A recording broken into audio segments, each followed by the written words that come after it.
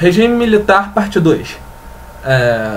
Bom, além do que eu já falei, dos motivos que levaram ao golpe de 64, eu prefiro chamar de contra-golpe, porque foi uma medida para impedir o golpe de... um golpe de cunho socialista comunista. Os militares fizeram um ótimo trabalho no início da administração. O planejamento econômico, que no caso do, se eu não me engano era PEC, o nome que eles deram, sim, o PAC da administração Lula e Dilma é derivado diretamente do plano de crescimento econômico do regime militar. Ou seja, eles estão usando o que eles mesmos criticaram. Sem comentários sobre isso, correto? Segundo, muita gente vai... Eu já comentei sobre as críticas sobre as mortes da ditadura. Agora eu vou falar sobre as coisas boas que é a ditadura. Você que mora no Rio de Janeiro, consegue imaginar o Rio de Janeiro sem a Ponte Rio-Niterói? Não consegue. A Ponte Rio-Niterói é uma das vias mais importantes do estado. Provavelmente do país. Uma vez que se você não tiver ela por alguma razão, basicamente o Rio de Janeiro para. Rio de Janeiro parando, metade do país para, porque o Rio de Janeiro é o segundo maior polo econômico do Brasil, pelo menos até onde os meus dados vão. Já pode ter sido ultrapassado, não tenho certeza. E vamos lá, muitos historiadores, principalmente, eu não vou nem falar historiador, eu vou falar professorzinho de história de ensino fundamental e médio, fala que os militares fizeram obras faraônicas, completamente desnecessárias e etc. Errado. Se você pegar o planejamento que eles já divulgaram, você vai ver. E se as obras que os militares propunham eram faraônicas, me explica por que a administração do PT, que na sua grande maioria, pelo menos originalmente, era composta pelos guerrilheiros e terroristas, porque é isso que eles são, guerrilheiros e terroristas. Isso inclui a presidente Dilma Rousseff. E sim, eu falo presidente porque ambos estão corretos, o português me dá a opção de usar o que eu quiser. Os incomodados, clica ali no xizinho e fecha a janela. O xizinho tá ali, foi mal.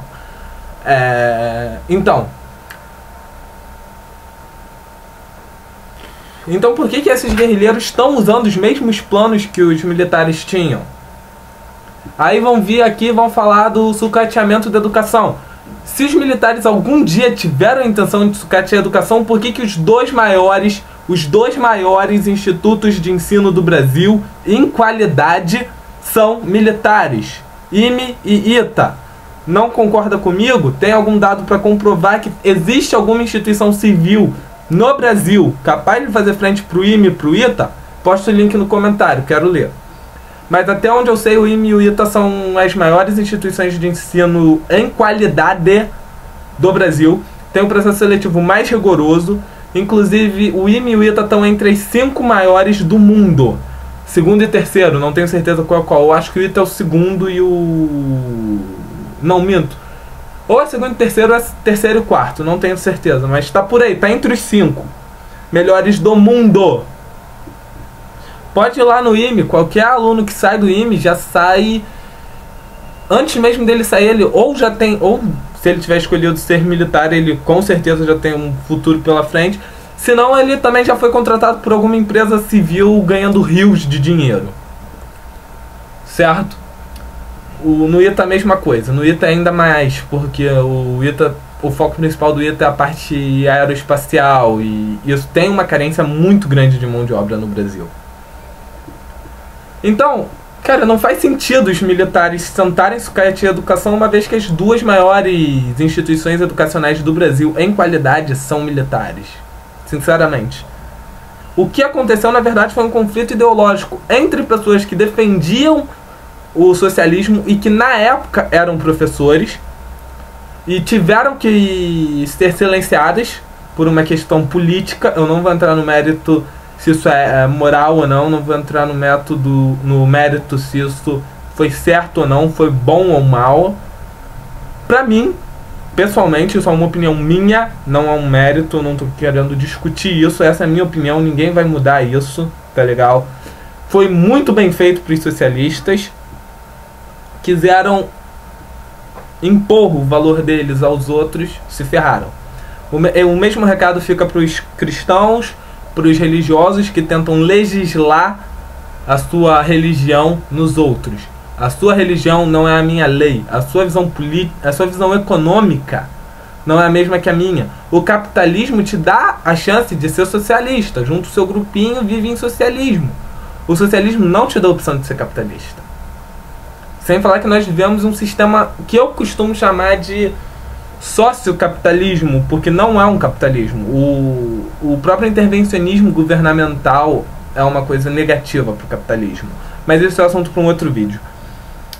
Então, eu basicamente refutei os maiores argumentos, que os militares gastaram dinheiro... Ah, falta um. O último grande argumento que eles usam é que o milagre econômico do regime militar gerou uma dívida externa gigantesca. Errado.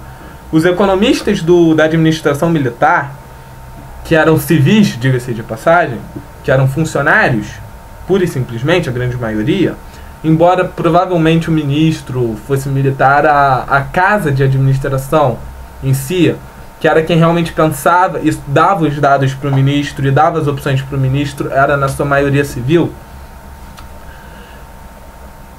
disse que chegou à conclusão, pesquisando, calcularam e etc., chegaram à conclusão que o rombo financeiro causado por Juscelino Kubitschek com a construção de Brasília, essa sim uma obra faraônica e desnecessária, já era o suficiente para colocar o Brasil em uma situação em um futuro relativamente próximo.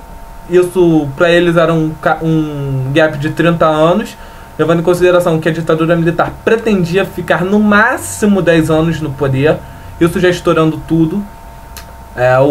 O planejamento original era um mandato, mas em um gap de 30 anos a dívida externa do JK ia se acumular ao ponto do Brasil ter que declarar moratória. Moratória, para quem não sabe, é declarar o calote, virar para o resto do mundo e falar: foda-se, não vou pagar vocês, correto? Então, e o que os militares fizeram? Bom, a gente vai ter que declarar moratória de qualquer jeito. O que a gente pode fazer? Pega o máximo de dinheiro possível, investe o máximo possível, melhora a infraestrutura, melhora tudo, investe em indústria, investe na indústria nacional. No caso, eles até acabaram com... Embora muita gente discorde, eles até tiveram um certo protecionismo, que eu pessoalmente sou contra, porém na época era justificável, correto? E o que acontece? Eles investiram justamente sabendo que no futuro eles teriam que declarar moratória, que o país ia ter que declarar moratória.